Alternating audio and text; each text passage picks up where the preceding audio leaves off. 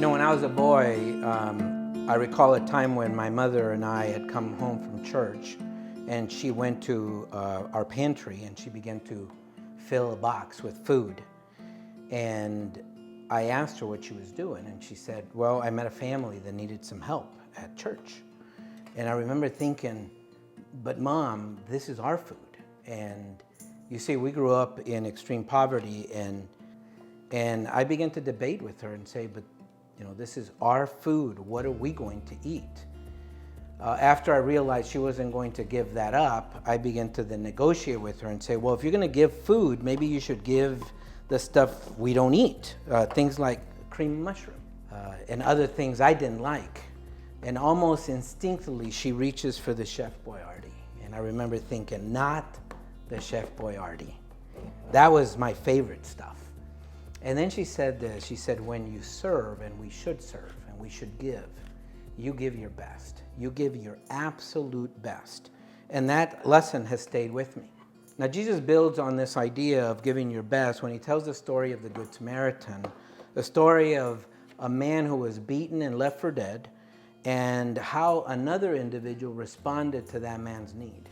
He took his clothes and we gave him to this individual and took him to a hotel and took care of him and even made payments so that others might do so for the long haul. And the Bible is really specific about saying how this individual, the Good Samaritan, gave his very best.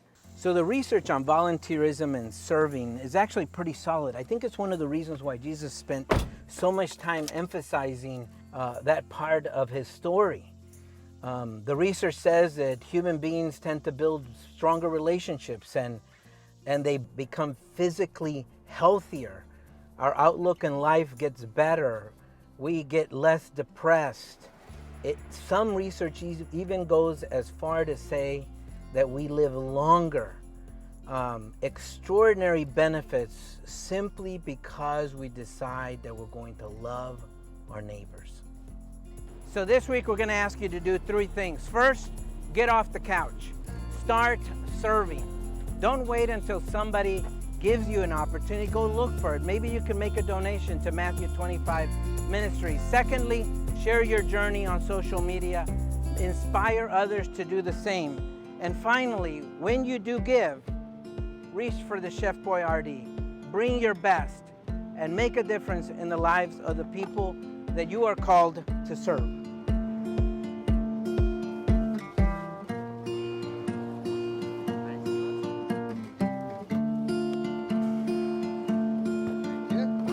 Got it?